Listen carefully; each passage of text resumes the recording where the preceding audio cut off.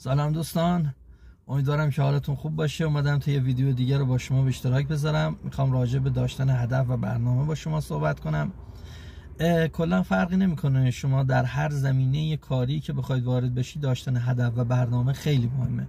ببینید، شما میخواید بیاید و ورود کنید به حوزه طراحی سایت و برنامه نویسی، با علاقه میایید کارتون رو شروع میکنید، انگیزه خیلی بالایی دارید، یک هفته 10 روز شروع میکنید به کار کردن و ممکنه اصلا توی یک زمینه‌ای ورود کنید و خیلی هم حرفه‌ای برید جلو، اما ادامه اون رو اگر هدف نداشته باشید و برنامه‌ای نداشته باشید، مطمئن باشید دل سرد میشید و راحت میذاریدش کنار.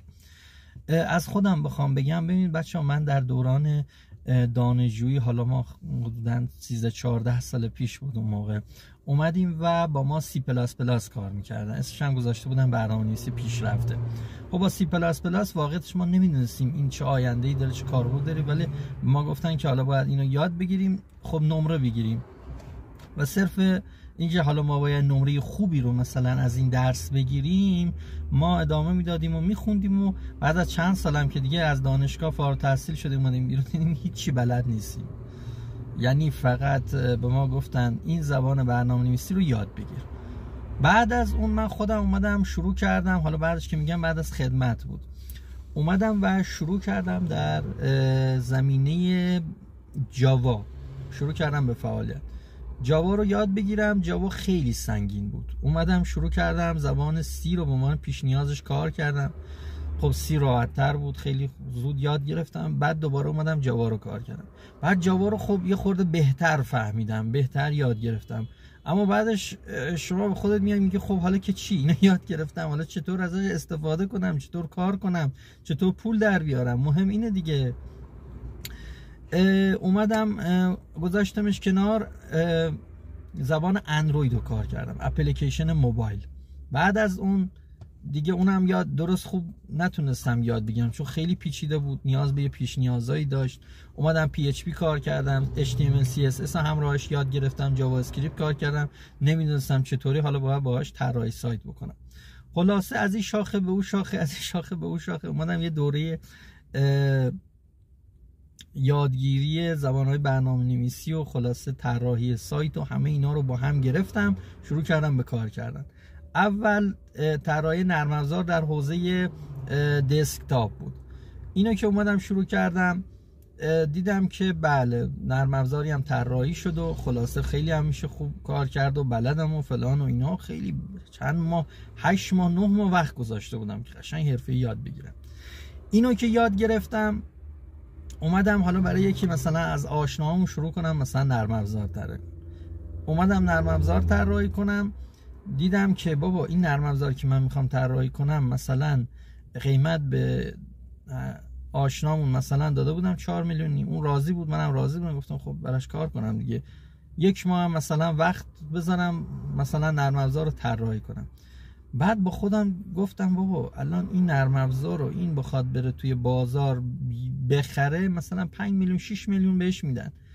خب من الان چه کاریه؟ من الان بیام وقت بذارم مثلا 1 ماه برای 4 میلیون و نیم برم بهش بگم بابا خودت بهتر میدونی دیگه، حالا اگه بخوای نرم افزارم برات پیدا میکنم و میارم در اختیارت میذارم، ولی این کار من نیست. خلاصه ارزش وقت گذاشتن نداشت. اومدیم گفتیم بذار همون طراحی سایت رو که توی حوزه حالا برنامه‌نویسی و همه اینا خیلی بهتر هست رو شروع کنم.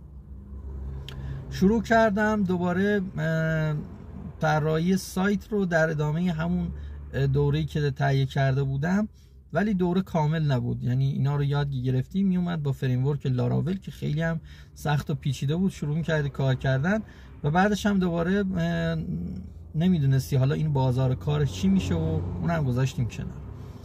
اومدم و دوره‌های دیگه تهیه کردم، حتی توی همین زمینه لاراول اومدم اختصاصی شروع کردم کار کردن، باز هم فایده‌ای نداشت.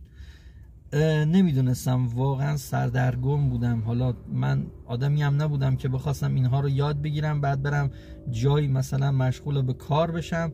بعد حالا اونا با اعتماد به نفس ضعیف من روبرو بودن، میگفتن حالا تو میخوای چطوری مثلا اینجا کار بکنی و سابقه کار و اینا هم باید یا داشته باشی یا توی همین زمینه خیلی حرفه‌ای باشی که من هیچ کدومو نداشتم.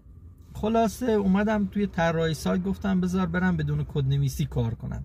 اومدم وارد حوزه وردپرس شدم.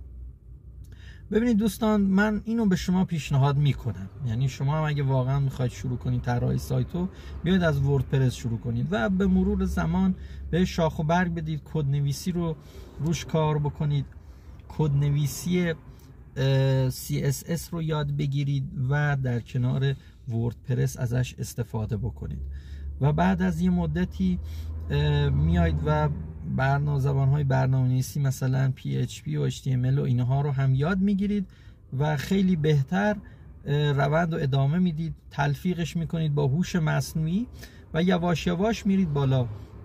از همون وردپرس هم که شما یاد بگیرید، هم خودتون میتونید مثلا یک فروشگاه راه اندازی کنید، هم میتونید برای دیگران سایت طراحی بکنید و درآمدزایی خیلی خوبی هم خواهید داشت، مطمئن باشید. خب راجع به این موضوع من بیشتر با شما صحبت میکنم، سرتون رو درد نیارم. امیدوارم که دقایقی که در خدمتون بودم خیلی چیزا رو یاد گرفته بودیم در کنار هم. یا حق.